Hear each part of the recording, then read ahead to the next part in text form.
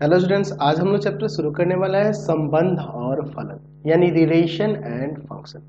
देखिए, इस चैप्टर को हम लोग क्लास 11th में भी पढ़े हुए हैं। क्लास 11th में भी मैंने आपको ये चैप्टर संबंध और फलन चैप्टर जो है क्लास 11th में भी आपको पढ़ा रखा है।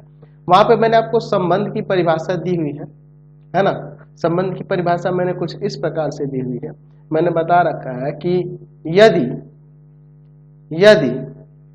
ए एक अरिक्त समुच्चय हो, अरिक्त समुच्चय हो, अरिक्त समुच्चय हो, ए एक अरिक्त समुच्चय हो एवं आर सबसेट हो ए क्रॉस ए का। ए क्रॉस ए क्या है? ए और ए का कार्तीय गुणन है।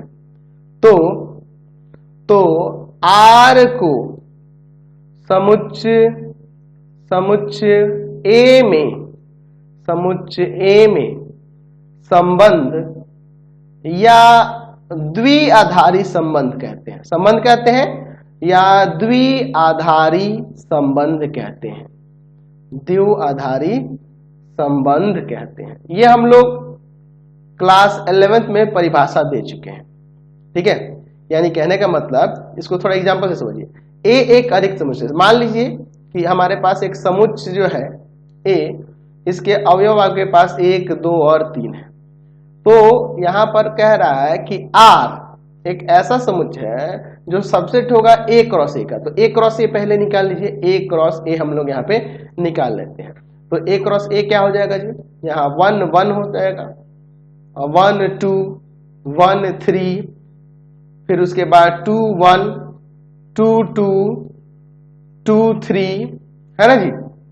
फिर उसके बाद 3 1 3 2 3 3, ठीक है ना जी। ये हो जाएगा ए क्रॉस ए, यानी कि ए और ए का ये कार्तीय गुणन। क्लास 11th में मैंने ये आपको पढ़ा रखा है कार्तीय गुणन के बारे में। ठीक है, अब इस समुच्चय का कोई भी ऐसा सबसेट, जैसे मान लीजिए मैं यहाँ पे R1 इक्वल टू में ले लेता हूं 1 1 1 2 2 1। तो क्या इस समुच्चय के सभी अवयव इसमें हैं? देखो 1 1 भी है, 1 2 भी है, 2 1 भी है। तो यहां इसका मतलब हुआ कि ये जो R1 है यह सबसेट है ए क्रॉस ए का। इसका मतलब ये R1 जो है समुच्चय ए में एक संबंध है।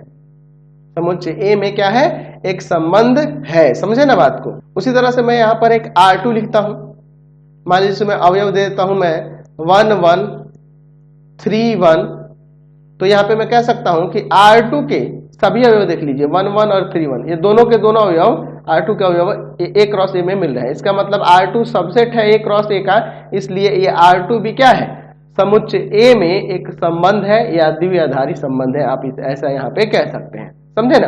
अगर मैं यहाँ पर एक R3 ले लेता हूं सेट, जिसमें मैं 1 1 3 1 2 2 2 4 ऐसे ले लेता हूं, तो मैं देख रहा हूं कि ये 2 और 4 जो है ना, ये बिलोंग नहीं कर रहा है ए क्रॉस ए में। ए क्रॉस ए का अवयव नहीं है। देख लो 2 4 है ही नहीं। तो जब ये इस ए क्रॉस ए का अवयव नहीं है, इसका मतलब यह हुआ कि ये R3 जो है यहां पर सबसेट नहीं है ए क्रॉस ए का, इसलिए R3 एक संबंध नहीं है। समझिए ना, R3 क्या है? एक संबंध नहीं है। तो ये चीजें हमने क्लास 11th में पढ़ रखी है ना। संबंध के लिए हमने क्लास 11th में चीजें पढ़ रखी है। मैं यहाँ पे एक अवयव ले लेता हूं 5।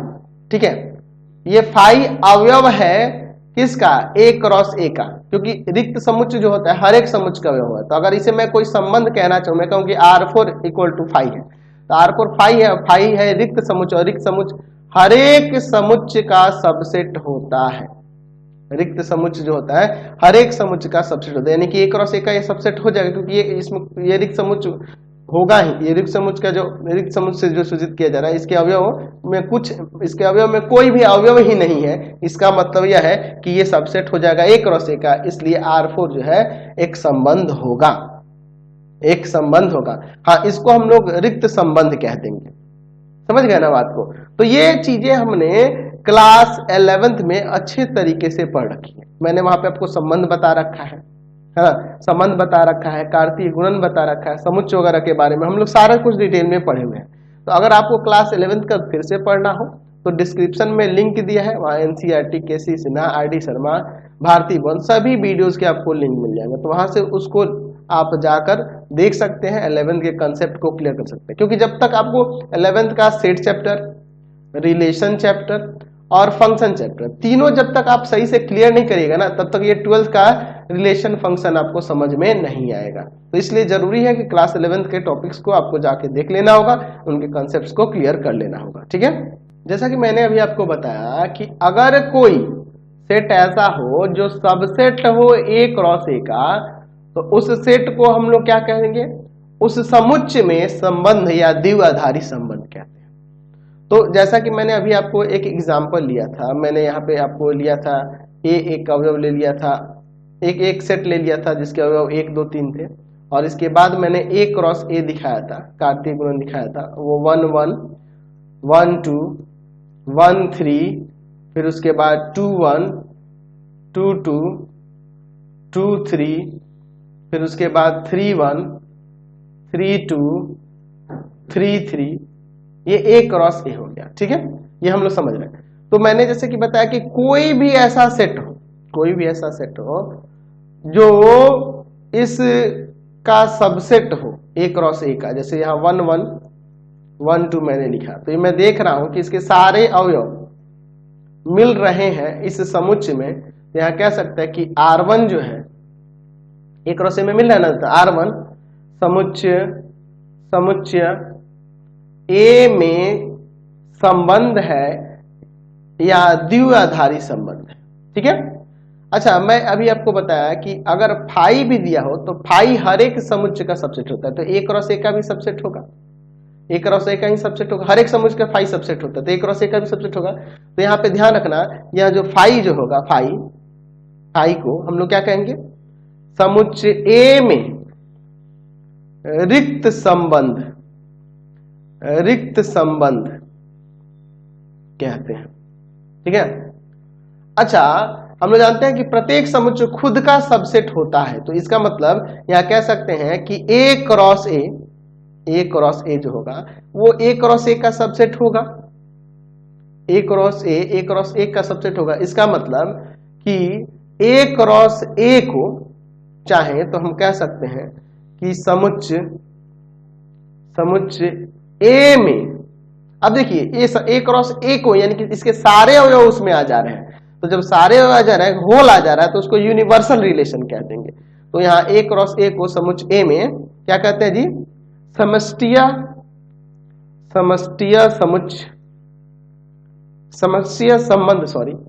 संबंध यानी कि यूनिवर्सल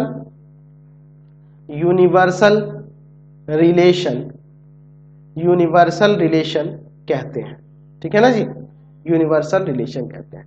चलिए अब आगे इसमें बढ़ते हैं। देखिए क्लास 11th में हमने बस संबंध देखा था, और आज की क्लास में हम लोग संबंध के प्रकार के बारे में भी देखेंगे।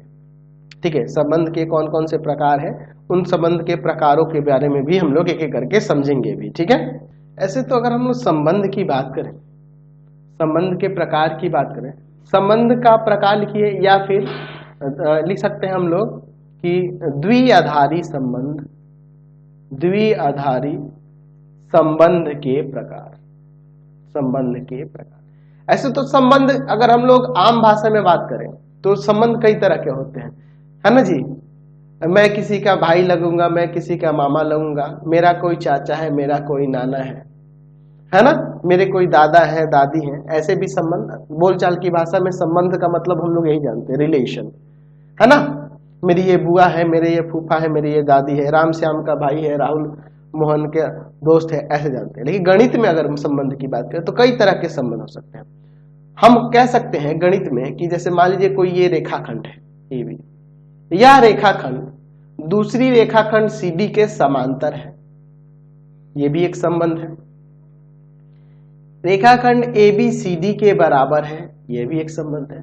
रेखाखंड ABCD से बड़ी है, यह भी एक संबंध हो सकता है। रेखाखंड ABCD से छोटी है, यह भी हो सकता है। रेखाखंड AB जो है ना CD के सर्वांशम है, ये भी एक संबंध है ना। ऐसे हम लोग कई प्रकार के, है ना, हो सकता है कि हम लोग दो रेखा को यहाँ पे AB और CD लंब दिखा दें, यहाँ पे कह दे कि रेखाखंड ABCD पे लंब है, ये भी एक संबंध है। तो ऐसे गणित में कई प्रकार के हम लोग संबंध देखते हैं। उन्हीं संबंधों को देखते हुए यहाँ पे कुछ संबंध के प्रकार बनाए गए हैं, ठीक है ना जी। यहाँ पे संबंध के कुछ प्रकार बनाए गए हैं आपके इस चैप्टर में, तो उन्हीं संबंधों के बारे में हम लोग समझें। ऐसे तो संबंध कई प्रकार के हो सकते हैं ना जी, लेकिन गणित में जो संबंध देखेंगे वो कुछ इस प्रकार से होंगे। पहला हम लोग कह सकते हैं स्वतुल्य, स्वतुल्य संबंध, या इसे एक और नाम से जाना जाता है स्वसम संबंध। स्वसम संबंध यानी कि रिफ्लेक्सिव रिलेशन, रिफ्लेक्सिव रिलेशन। दूसरा हो जाएगा आपका सम्मित संबंध, सम्मित संबंध, ठीक है, symmetric, symmetric relation, symmetric relation, ठीक है। तीसरा हो जाएगा आपका प्रतिसम्मित, प्रतिसम्मित संबंध, प्रतिसम्मित संबंध, जिसे हम लोग कहते हैं anti symmetric, anti symmetric relation, anti symmetric relation. चौथा हो जाएगा आपका संक्रामक, संक्रामक या संक्रमक भी लिखा जाता है इसे, संक्रमक संबंध, ठीक है ना जी। संक्रमक संबंध जिसे हम लोग कहते हैं transitive, transitive relation, transitive relation, ठीक है। और आपका पांचवा हो जाएगा तुल्यता संबंध, तुल्यता संबंध, इक्विवैलेंस रिलेशन, इक्विवैलेंस रिलेशन। ऐसे और भी संबंध के प्रकार हो सकते हैं, लेकिन आपके बुक में इतना ही दिया है तो इतना ही हम लोग जान लेंगे। आप इसके अलावा ये लिख सकते हैं, क्या कह सकते हैं, प्रतिलोम संबंध हो सकता है, प्रतिलोम संबंध, प्रतिलोम संबंध, ठीक है, प्रतिलोम संबंध, ये भी एक संबंध का प्रकार हो जाएगा। और भी प्रकार हो सकता है, लेकिन हम लोग फिलहाल इन्हीं पांचों के बारे में पढ़ने वाले हैं, ठीक है ना जी। एक काम करते हैं, आज की टॉपिक में, आज की क्लास में इतना ही रहने देते हैं, और अगले वीडियो में हम लोग इन सभी संबंधों के प्रकार के बारे में एक एक करके समझेंगे, उनकी परिभाषा देखेंगे और सब पे एग्जाम्पल भी देखेंगे। आपको हमारे 3 चैनलों को सब्सक्राइब कर लेना होगा। पहला है path finder classes Chhapra, path finder classes Chhapra.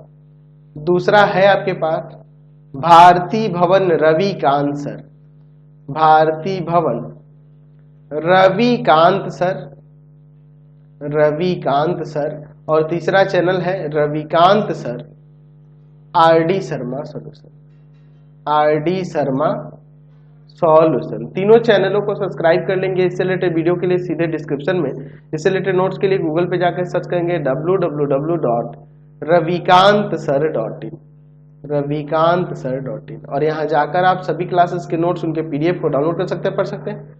Instagram और फेसबुक पे जाकर पाथफाइंडर क्लासेस छपरा को लाइक एंड फॉलो करना नहीं भूलेंगे। Thanks for watching the video. Comment करके जरूर बताएं कि हमारे चैनल की वीडियोस आप सभी को कैसे लगते हैं। Thanks for watching.